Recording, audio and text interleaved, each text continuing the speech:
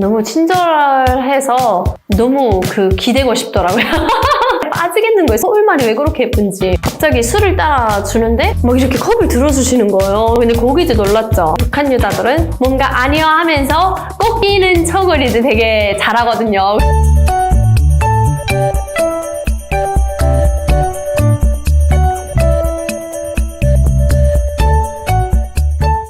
네, 안녕하세요. 저는 김서아입니다. 이렇게 또 새롭게 인사를 드려가지고 뭔가 좀 심쿵하기도 하고 한 3년 차, 만 3년 되었고요. 지금 4년 차에 들어섰어요. 또 뭔가 달라진 거 보이세요? 다른 채널에 가서 제 얘기를 정말 많이 했어요. 제가 예전에도 사실 찍어서 올렸는데 너무 말을 못했어요, 제가. 그래서 그 영상을 올렸다가 비공개로 했죠. 그래서 제 채널에 그래도 하나쯤은 타임 스토리가 올라가야 되지 않을까 싶어가지고 이렇게 영상을 더 준비하게 된 것 같습니다. 식당 생활을 몇 년 하셨어요? 캄보디아 식당 생활을 이제 만 4년? 19살에 나가서 만 4년 했어요. 신랑 만났던 지역에는 한 5개 정도 있었어요. 네. 좀 많았어요. 네. 저희 할아버지 때부터 좀 충성심이 높은 집안이었어요. 그러니까 저희 할아버지도 김일성이 접견한 사람이었고 조금 충성심이 너무 높던 사람들이다 보니까 거짓이겠어요. 뒤에서 물건도 팔면서 던져서 만들고 막 그래야 되는데 그냥 당만 위해서 일을 하는 사람이었거든요. 근데 그래서 저희 아빠도 그런 터대가 좀 좋은 집안이다 보니까 저희 아빠는 조금 쉽게 살았죠. 맞아, 터대가 괜찮잖아요. 그러니까 아빠도 그 할아버지 덕을 좀 봤죠. 자, 보면서 저희 아빠는 그냥 부업 일을 하는 거 좋아했어요. 저희 아빠 돈을 들여서 돼지 목장을 만들어서 거기서 나오는 돈을 저희 아빠는 또 이렇게 쓰고 하면서 저희 아빠가 그런 사업을 좀 했죠. 그래서 그 아빠가 사업이 잘 될 때 아빠 덕분에 좀 먹고 살았던 것 같아요. 좀 철이 빨리 들어가지고 제가 우리 집을 조금 먹고 살게 해주고 싶은데 어릴 때부터 부모님 걱정을 진짜 많이 했던 것 같아요. 그래서 저는 캄보디아 식당에 이제 나가려고 1년 6개월 동안 준비를 하고, 그 다음에 간부 사업이라는 걸 했어요. 북한에 이제 간부 사업을 해요. 이 친구 어릴 때부터 생활을 어떻게 했는지 토대를 보는 거거든요. 그래서 제가 그 토대에서 걸리지 말아야 돼요. 제가 신체검사에서 걸린 거예요. 근데 그 신체검사에서, 걸리면은 사실 사장이 던져도 잘 안 되는 거거든요. 사장이 이 친구를 내가 데리고 나가려고 픽을 했는데, 야, 너희 간부 지도원들이 이 친구 간부 사업을 빨리 추진을 해라 하고 이제 일을 맡겼잖아요. 맡겼는데 만약 제가 신체검사 걸렸어요. 그럼 사장이 돈을 줘도 막혀요. 그래서 개인이 어떻게든 그 신체검사 합격이 되려고 뒷돈을 주고 해야 돼요. 간에서 뭔가 이런 그런 피곤할 때 사람이 오르는 수치가 있나 봐요. 근데 그 수치가 그때 이제 피곤해가지고 조금 올라갔어요. 근데 그 수치가 2개가 올라갔는데 2개 올라가면 하나당 $100예요. $100. 북한에서 $100가 진짜 큰 돈이거든요. 그래서 제가 그 $200를 내야 돼요. 뒷돈을 줘야지만 신체검사 합격이 될 수 있는 거예요. 그래서 제가 사용하던 휴대폰이 그때 한 $300인가 했거든요. 그래서 그 휴대폰을 팔아서 그 $200를 마련을 해가지고 그 신체검사 뒷돈을 줘서 합격이 됐죠, 제가. 네. 그 당시에 또 휴대폰까지 사용을 하셨구나. 그렇죠. 휴대폰에 뭔가 이제 욕심들이 많죠, 북한 주민들이. 근데 아리랑인가요? 맞아, 아리랑이 제일 인기가 많았던 것 같아요. 인터넷 안 돼요. 인터넷 사용을 못 하죠. 전화는 잘 되고, 무료 통화 200분인가 주고, 문자 메시지 하는 거 있죠. 그러니까 카톡 같이, 그거 한 20개? 20개 정도 줘요. 그 문자를 20개 하고, 그거 다 쓰게 되면은, 개인이 돈 주고 또 달러 주면서, 이제 카드를 심을 사서 이렇게 문자를 또 써야 돼요. 근데 진짜 우리나라에 20년 전이다. 그래서 주민들도 이제 너무 힘들게 사니까 좀 개방이 되면 좋겠다 이런 얘기를 정말 많이 해요. 딱 처음에 한국 사람들 딱 봤을 때 일단 너무 친절했어요. 너무 친절해서 너무 기대고 싶더라고요. 네. 둘 다 여자들은 막 너무 조곤조곤하고 너무 말투가 예쁜 거예요. 막 그 말에 빠지겠는 거예요. 서울말이 왜 그렇게 예쁜지. 근데 서울말이 예쁜 걸 알았거든요. 북한에서 개성 사람들이 서울말이랑 똑같아요. 개성 사람들 보면은 막 들으면서 막 들었었거든요. 빠져들었어요. 그냥 화를 내도 예뻐요. 막 개성 사람들은. 서빙 딱 하러 가면은 야 접대현 야 이거 좀 더 가져와 이거 좀 더 줘 이렇게 하거든요 보통. 그리고 북한 사람들은 문화가 그런지 모르겠는데 일단 이제 어르신들을 존대해야 된다는 교육을 해요. 그럼 이렇게 집에 만약 손님이 왔어 그러면은 그 손님에게 아빠가 아빠 친구들 왔는데 삼촌들에게 한 잔 부어? 뭐 그러거든요. 그럼 저는 어르신께 한 잔 드린다 하면서 이렇게 드려요. 근데 딱 처음에 대한민국 손님들 만났는데 갑자기 술을 따라 주는데 막 이렇게 컵을 들어주시는 거예요. 근데 거기 이제 놀랐죠. 북한 사람들은 컵 드는 사람이 없어요. 네, 거기 이제 깜짝 놀랐어요. 나는 분명히 저기라고 교육을 받았는데 얘기를 해보니까 한민족이라는 그 느낌이 확 또 오는 거예요. 이 사람들 나쁜 사람 아닌데? 그때는 이제 저희 신랑도 평양 식당에 자주 가시는 선배들을 따라서 밥 먹으러 오기 시작했대요. 근데 되게 왔는데 얘 말도 통하는 애들이 이런 데서 일을 하고 있구나 사는데 하면서 항상 밥 먹으러 저희 식당에 왔던 거예요. 그러니까 보니까 거기 이제 뭐 북한 식당도 있고 공연도 하니까 저녁마다 이렇게 식사하러 자주 오셨던 거죠. 거기서 이제 저랑 만난 거예요. 생각이 들거든요. 그쵸. 비밀이긴 한데 그쵸. 이게 손님들 잘 모르거든요.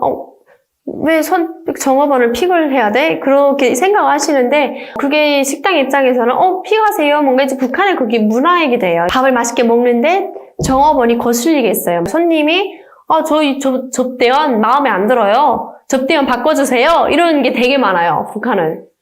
그게 조금 어떻게 보면 그 캄보디아라는 것에 가서도 내가 이 식탁에서 밥을 먹는데 이 정업원이 불편하겠어요 하면은 그렇게 바꿀 수가 있고 또 저 다음에 올 때 이 정업원이 저희 테이블 서빙하게 해주세요. 이게 좀 가능했던 거죠. 그래서 그때 저희 신랑도 내가 이렇게 이 정업원이 마음에 드는데 이렇게 정업원이 이거 내가 마음에 든다 하면은 내 테이블에 와서 이렇게 서빙해 줄 수도 있구나. 그때부터 신랑이 그거 이제 인지를 하고 이제 그때부터 저를 보러 오기 시작했어요. 그러니까 식당 입장에서는 술을 많이 팔아야 되니까 그래 소아야 내가 저 손님한테 가서 잘해줘라. 그래서 저 손님이 매출을 많이 올려줄 거야. 이렇게 됐던 거죠. 제가 매출을 많이 올려서 그 달에 1등을 했다 하면은 보통 저희 월급이 137달러인가 돼요. 그 달달이 사장이 1인당 100달러씩 조금 보너스로 얹혀져요. 종업원들에게. 사실 너희의 월급은 137달러이고 북한에서부터 허락받은 돈이다. 근데 내가 너희들을 생각을 해서 100달러 쓰면 조금 지원을 해준다. 이런 식으로 해서 한 237달러가 월급이 되는 거죠. 그래서 거기 30만 원에서 내가 뭐 이달에 생필품을 이렇게 사용했다면 거기 30만 원에서 까요. 월급에서 제하거든요. 뭐 그릇을 깼다 하면 월급에서 제하는데 거기서 내가 이번 달에 매출에서 1등을 했어. 한국 돈은 30만 원이잖아요. 그래서 한 40만 원을 더 얹혀줘요. 1등한 사람에게 보너스를 40만 원 정도 더 주면 어떻게 보면 1등한 사람은 보람이 있잖아요. 이렇게 다른 친구들보다 몇 배로 그 월급이 늘어나기 때문에 조금 이제 그런 걸로 조금 더 열심히 하지 않았나 싶어요. 몇 번 1등 했어요? 막내 때는 한 2번인가 했어요. 그때 선배로 살짝 들어서니까 1등할 기회가 많이 생기는 거예요. 그러니까 선배에게 그 기회를 많이 줘요. 1등할 수 있는 기회를. 그래서 그 선배 때부터는 그 1등의 자리를 놓치지 않았어요. 그때 제 월급이 많이 올라갔죠. 네. 그래서 저는 식당에서 이제 일을 하다가 1년 동안 그 신랑이랑 이제 막 많은 대화를 했어요. 그때는 조금 남편을 많이 좀 떠보기도 하고 국정원 직원이 아닐까 하고 이제 근데 이제 안 넘어오더라고요. 이제 국정원 직원 아닌가 막 가물가물한 거예요. 막 거의 1년 동안 대화를 했는데도 계속 헷갈릴 때가 있어요. 근데 그때 이제 제가 딱 넘어갔던 순간이 이제 남편 동생분들이 식당에 이제 오기 시작했어요. 그러니까 저희 신랑이 혼자 식당에 제 매출 올리겠다고 오다 보니까 이제 몸이 너무 망가진 거예요. 막 검사를 해보니까 지방간인 거예요, 남편이. 그 신랑이 이제 혼자서 술을 먹으러 가면 안 되겠구나 싶으니까 술 먹으러 가자 했었잖아요. 권유를 하면서 그때부터 동생분들이랑 같이 식당에 출입을 했어요. 그래서 그때 동생분들 만났는데 그 동생분들이 너무 순수한 거예요. 근데 거기는 이제 친동생도 이제 같이 오셨죠. 왔는데 보니까 동생분들은 누가 국정원이라고 해도 안 믿을 만큼 너무 순수한 거예요, 동생분들이. 뭔가 이제 나를 진짜 데리고 나가도 끝까지 책임을 지겠구나. 뭔가 이제 거기에 확신이 더 들었던 것 같아요, 이제 주변 사람들 보고. 평양에 이제 휴가를 받고 들어갔죠. 휴가를 받고 들어가니까 너무 못 사는 거예요, 평양이. 그제서야 이제 비교가 돼요. 비교가 됐던 거예요. 캄보디아라는 것도 잘 사는 나라는 아니거든요. 딱 봤을 때 이게 평양의 쓰레기보다 캄보디아의 쓰레기를 더 많이 봤어요. 막 거리에, 길거리에서. 근데 평양에 가보니까 뭔가 겉은 되게 잘 끓인 것 같죠. 화려해 보이더라고요. 근데 백화점이라고 해서 들어가 보니까 물품이 그렇게 많지 않아요. 많이 없고 엄청 비싸요. 막 몇백 달러씩 하는 거예요, 물건들이. 그래서 그냥, 와, 여기 못 살 것이다. 내가 지금 이 돈을 벌어왔는데 여기서 이렇게 물품들 백화점에서 사고 나면은 난 이 돈 한 달도 안 돼서 다 쓰겠다라는 생각 들더라고요. 평양시 물가가 어마어마한 거예요. 사는 동안 엄청 힘들게 번 돈이잖아요. 잘 살지 못하겠구나 하는 게 딱 깨지더라고요. 그리고 평양에 내가 있어봤자 달러를 외국에서, 캄보디아에서 달러 벌던 것처럼 평양에서 달러 벌 수가 없더라고요. 나는 평양에서 이 돈으로 그냥 쫄딱 망한 거로구나 라는 생각을 했죠. 왜 근데 남편을 선택한 이유가 있을 거 아니에요? 이제 예전에는 이제 다른 그 선임들도 이제 좀 저한테 이렇게 뭐 대시를 하시는 분들이 계셨죠, 당연히. 근데 그분들은 적극적이지가 않았던 것 같아요. 예. 그래서 북한 여자들은 좀 나 좋아해 하면 아니요 뭔가 아니요 하면서 꼭 끼는 척을 이제 되게 잘하거든요. 근데 딱 다른 분들은 그걸 이제 저한테 대시를 했지만 저한테 이렇게 뭐 가자 이렇게 표현을 안 해줬죠. 근데 이제 저희 신랑은 저한테 빠졌을 때부터 저한테 올인을 하는 거예요. 거의 1년 동안 이제 저한테 올인하는 모습을 보니까 아, 이 사람은 믿고 따라가도 되겠다라는 게 이제 확고해지더라고요. 네. 그것도 경상도 남자가 살짝 좀 그게 한국에 대한 로망은 없었어요. 왜냐면 너무나도 한국 화장품도 좋긴 한데 한국에 내가 가야 된다라는 로망은 없고 그냥 이 사람 따라가서 어디서든 같이 살고 싶다라는 마음이었어요. 그때까지. 그냥 어디 가서든 그냥 살자 이런 입장이었어요. 그래서 빨리 캄보디아 나간다 하고 이제 캄보디아 나가서 한 달 뒤에 신랑이랑 이렇게 참이슬 소주를 마셨어요. 소주 막 엄청 마시고 한 3병인가 마셨거든요. 원래 그렇게 술을 잘 드세요? 아니요. 네, 잘 못 먹는데 그렇게 3병을 마시고 정말 그 정신력으로 그 술김에 신랑한테 야, 나 책임질 수 있어? 막 딱 그런 거죠. 책임지겠대요? 그 신랑은 사실 조금 1년 동안 그 시간 동안 저한테 나가자 이런 대시를 정말 많이 했어요. 근데 제가 그때마다 다시는 북한 식당에 와서 나가자는 얘기를 하면은 가만두지 않겠다. 뭔가 항상 그렇게 좀 윽박을 지르고 했거든요. 그러니까 저희 신랑도 저한테 얘기를 못하고 있었던 그런 상황인데 갑자기 제가 먼저 나가자고 하니까 막 이때다 싶은 거예요. 잘됐다 이때다 하고 사실 계획도 없으면서 그래 나 지금 나가면 할 수 있지 이렇게 된 거죠. 아 그래요? 저희 아빠 엄마는 그때 이제 북한에 계셨죠. 저희 엄마가 사실 조금 이렇게 눈치를 채셨던 것 같아요. 좀 눈빛이 조금 가랑가랑 하신 거예요. 근데 저는 조금 더 많이 벌어오겠다고 엄마한테 손을 꼭 잡고 엄마 조금만 기다려. 내가 진짜 돈 많이 벌어올게. 행복하게 더 해드릴게. 막 그랬거든요. 그러니까 저희 엄마가 손을 잡고 너가 이제 많이 안 벌어와도 된다고. 그러니까 내가 지금 벌어온 돈으로 엄마가 너무나도 충분하고 만족하니까 나가서 고생하지 말고 좀 쉬면서 건성건성 일하다가 들어와라 그러시는 거예요. 근데 저는 엄마한테 손 꼭 잡고 그래 엄마 나 꼭 돌아올게. 그래 이제 선배 되어가지고 괜찮아. 나 진짜 괜찮아 엄마. 이게 엄마한테 안심을 시키고 이제 돌아섰죠.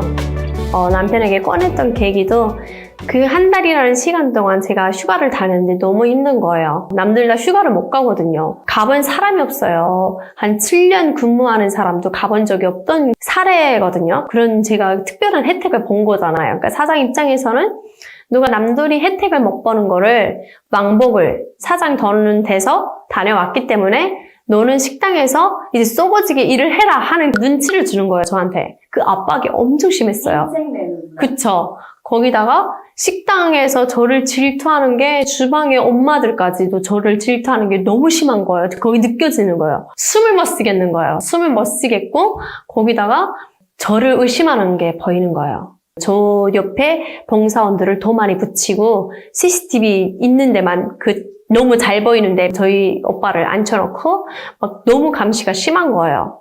너무 힘든 거예요. 못 버티겠는 거예요. 그래서 제가 지금 나가지 않으면은 우리가 지금 계획을 짜도 어디서 틀어지겠구나. 계획 짜다가 들킬 것 같은 거예요. 뭔가 지금 즉흥적으로 술을 마셨을 때 빨리 나가자고 하지 않으면은 며칠 뒤면은 못 나가겠다라는 걸 제가 눈치채고 그때서 이제 제가 얘기를 한 거죠.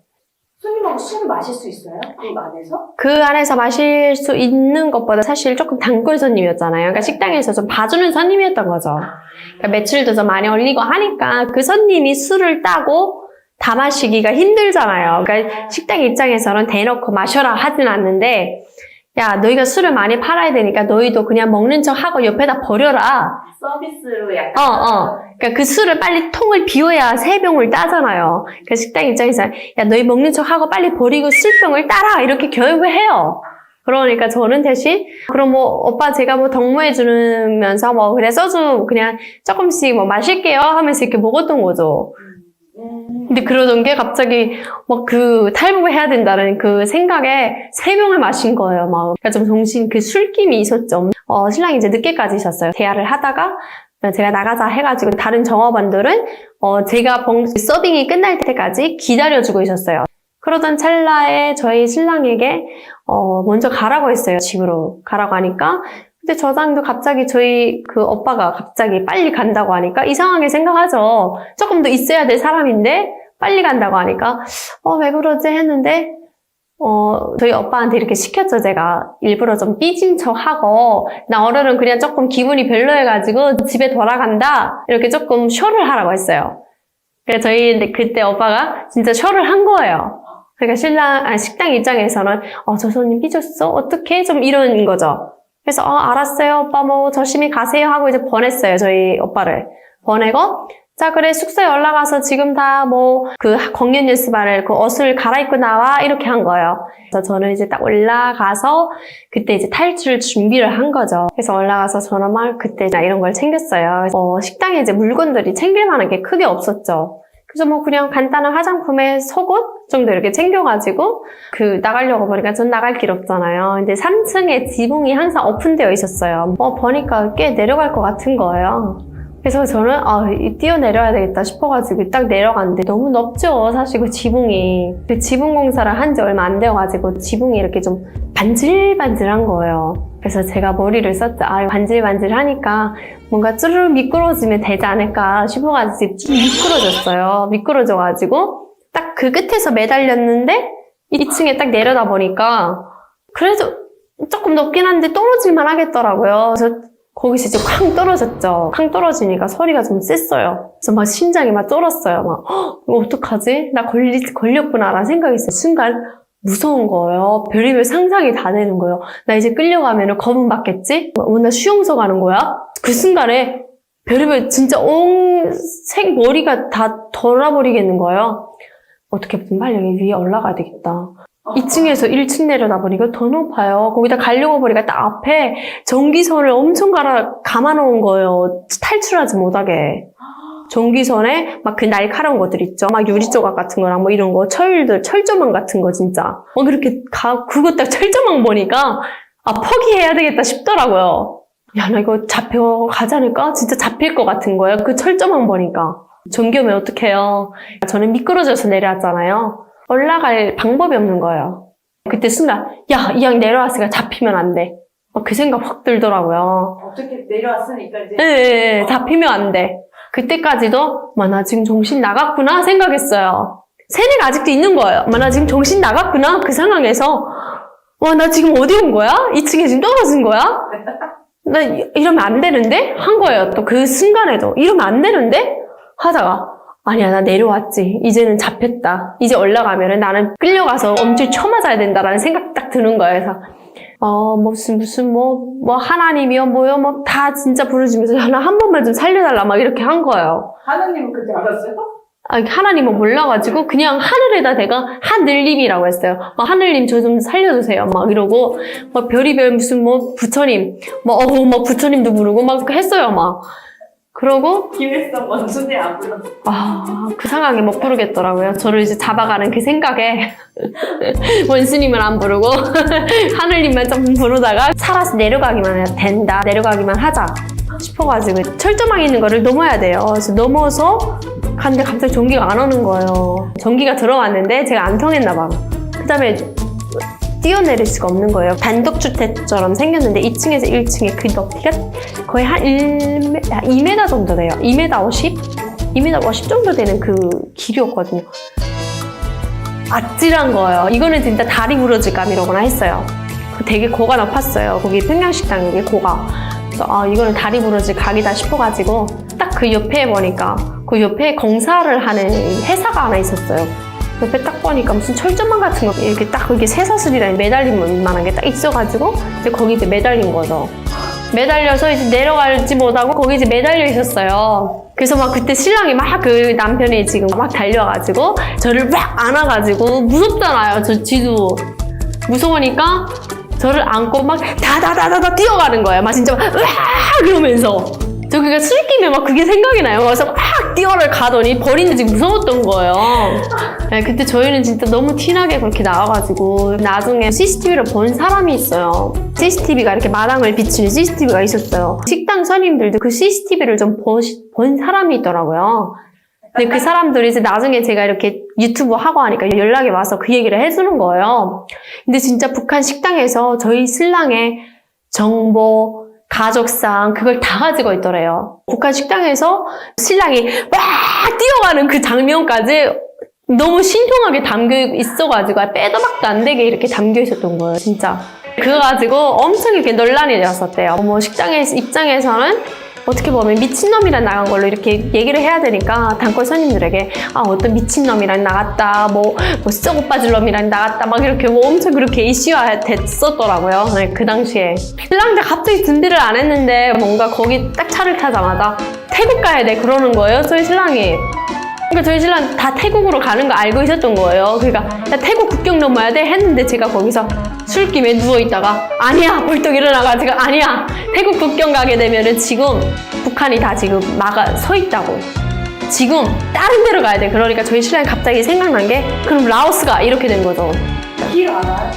거기 저희 현지 분이 기사하고 운전하시는 분이 계셨어요. 그래서 그분이 길을 아시니까 라오스 국경을 향해서 그냥 달렸어요. 그 차에서 저희 신랑은 사람들 막 섭외를 그때 한 거죠.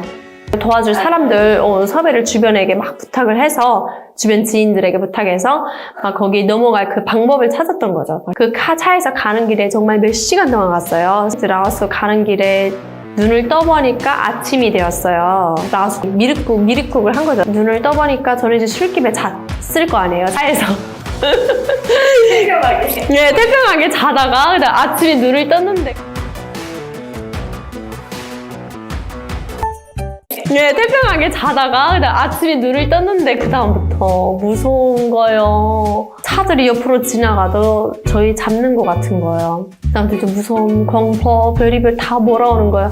나 이거 이제 어떡해, 잡히면 어떡해. 막 섬찟한 거예요. 저희 금방 잡힐 것 같은 거예요. 그래서 저희 신랑도 엄청 겁에 질렸어요. 남편도 지금 미리국을 하는 상태잖아요. 그렇죠, 아직.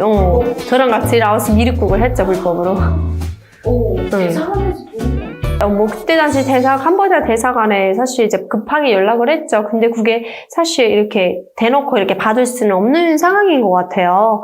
그러니까 태국 같은 경우에는 그 난민들을 받아주다 보니까 그런 절차가 가능한데 그때 이제 당시 급하게 나오다 보니까 그냥 어떻게든 북한 식당이랑 멀리 떨어져 가고 싶었던 마음이죠. 이제 북한 식당 입장에서도 제가 계속 캄보디아에 있는 걸로 남아 있었던 것 같아요. 그때 당시 태국으로 왜냐면 안 갔으니까. 그러니까 어떻게 보면 저희가 태국으로 안 간 것도 도움이 되지 않았나 싶어요. 그러니까 저희가 가려면은 태국으로 가는 게 맞는데 라오스로 갈 거라 생각을 못 한 거예요. 그래서 저는 캄보디아에 남아 있는 걸로 처리가 되었대요.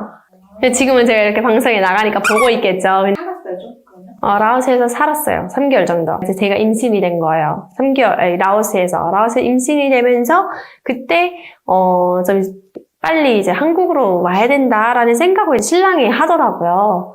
그래서 왜 한국 가야 되나라고 물어보니까 저는 잘 모르니까 그러니까 한국의 환경이 좋다. 아이 키우기에는 환경이 좋기 때문에 무조건 가야 돼 하고 저한테 이야기를 해주더라고요. 그래서 그렇구나 하고 그때 이제 한국에 가려고 계속 알아보고 했죠. 막 이렇게 뭐 여기저기 알아보고 했는데 그때 거기 한국 사람 3명이랑 거기 현지인에서 4명에서 저희를 도와준다고 하는 거예요. 그래서 어떻게 도와주냐 하니까 요건을 만들어준대요. 제주도로 들어가서 오게 해주겠다 해서 저희 신랑도 생각해보니까 그게 가능하잖아요. 많은 탈북민들이 중국에서 살다가 중국 여권으로 제주도로 들어오신 분들이 많이 계세요. 그래서 저희 신랑도 이게 가능하다 싶어가지고 그래 그렇게 하자 했는데 라오스에서 사기를 당한 거죠. 총 한 3억 정도 이제 당했죠.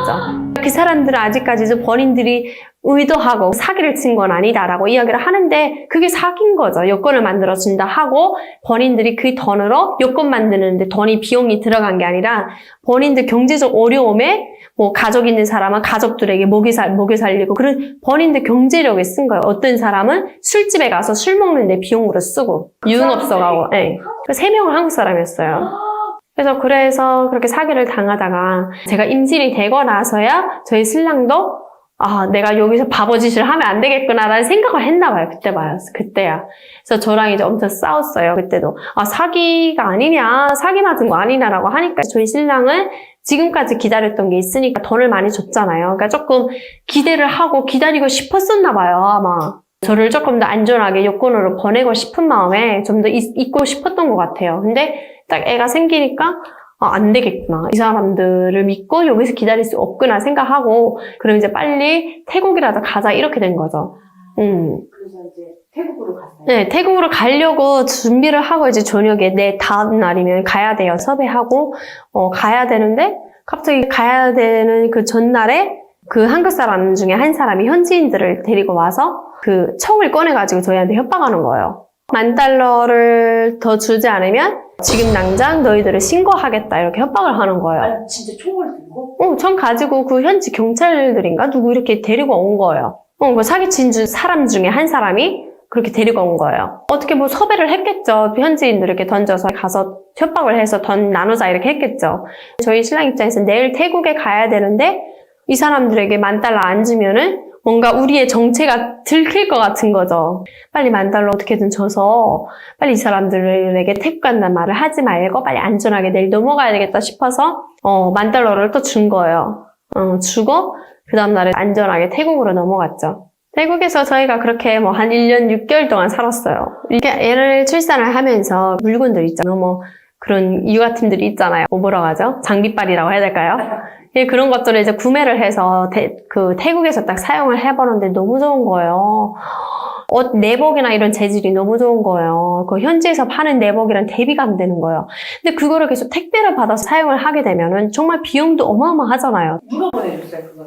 그때는 이제 저희 신랑이 친동생에게 좀 부탁을 해서 짐을 받았어요. 짐 붙이고 하는 것도 이제 동생분이 수고를 해주셨죠. 근데 택배로 이렇게 계속 받다 보니까 저희 신랑의 그 비용들이 이제 많이 들어가고 하니까 그런 것도 좀 미안하고 애를 잘 키우려니까 뭔가 한국에 빨리 가서 잘 키워야 되는 거예요. 그러니까 제 문제가 아니라 뭔가 아이를 너무 잘 키우고 싶은데 한국만이 가야 뭔가 잘 키울 것 같은 거예요. 그때 이제 많이 세뇌들이 깨졌죠. 그리고 그때 그 1박 2일을 제가 봤어요. 1박 2일을 보는데 너무 재밌는 거예요. 너무 예능이 재밌는 거예요.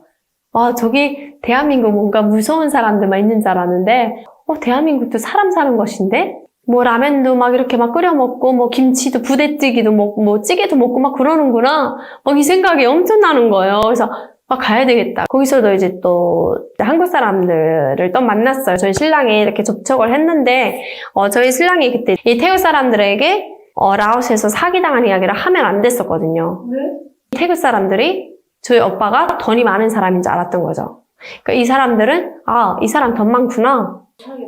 돈 또 뺏어야 되겠다 했던 거죠. 그래서 그 돈을 뺏으려고 또 이 사람들 또한 태국 시민권을 준다고 하면서 저희 신랑한테 또 접근을 한 거예요. 그때로서는 저희 신랑은 이제 돈도 거의 다 거덜났던 상황이죠. 아마 있었으면 졌을 수도 있어요. 근데 거덜났던 상황이기도 하니까, 그제서야 그때는, 이제 많이 줄 순 없다. 그러니까 나한테 지금 능력 한 이 정도인데, 너희가 그 시민권을 그럼 만들어 와서 나한테 달라고 이야기를 해라. 너희가 정말 만들 수 있다면은, 너희 돈으로 먼저 지불을 해서 시민권 만들고, 우리한테 와서 시민권 주면서, 그 돈을 가져가라. 이런 식으로 이렇게 합의를 보고 했죠. 근데 그런 상황에서는 이 사람들이 순순히 저희 신랑이 돈을 안 내놓으니까, 엄청 또 협박을 했어요. 저희 정체를 이야기를 하면서 또 우리의 약점을 하나 가지고 있는 거예요. 거기 또 이제 한 사람 중에 한국 사람이 있었죠. 끼어 있었죠. 태국 사람들이 협박하는 걸 이제 옆에서 계속 보잖아요. 이제 신랑 그 모습이 너무 안쓰럽더라고요. 그 협박당하는 모습이. 네. 그래서 짠하다. 그래서 너무 안쓰러워가지고, 아, 이거는 내가 어떻게 해결할 방법 없을까? 하다가 그제서야, 나 그 난민 수용소 성에서 갈 테니까 지금 빨리 한국 대사관에 가서 직원분들과 상의를 해줘. 그때 이제 얘기를 한 거예요, 제가. 예, 아이 데리고 나 그 수용소 생활이랑 얼마든지 할 수 있으니까 빨리 대사관에 가서 빨리 그 상의를 해달라고. 해서 그런 뭐 절차들이 다 있더라고요. 그래서 그제서야 제가 그 아이를 데리고 수용소에 들어갈 큰 결심을 했던 거죠. 네, 어떻게 보면 저 혼자일 때 수용소 들어갔으면 더 좋았을 건데 협박을 계속 당하는 걸 보고야 빨리 이제 들어가야 되겠다 싶어서 빨리 대한민국 가야지만이 안전하구나라는 생각을 했죠, 그때. 네. 남편분 비행기 타고 오고. 그때 이제 남편은 저 먼저 가라고 했어요. 그래서 저는 그 수용소에서 한 10일간 이제 너무 힘들긴 힘들더라고요. 그렇게 갑자기 힘든 상황을 못 겪고 왔어가지고 수용소는 수용소더라고요. 그래서 들어가서 애 데리고 거의 10일이 10년처럼 길게 느껴지고 너무 힘들었어요. 그래서 정말 그 목도 제대로 가누지 못하는 애랑 들어가다 보니까 너무 힘들었죠. 그래서 정말 애를 거의 한 36시간 동안 내려놓지 못한 적도 있고, 그 수용소에서. 그리고 너무 이제 열악해서 너무 힘들긴 했죠. 그래도 그걸 이제 다 감수하고, 이제 제가 선택한 거기 때문에, 있지만 고생은 좀 참자 싶어가지고, 그냥 참고, 이렇게 대한민국에 한 10일 있다가 이제 들어왔죠. 들어와서, 근데 이제 저는 이제 국정원이라 하나원 생활을 하니까 그 생활을 다 마치는 시간이 한 6개월이라는 시간이 걸렸어요.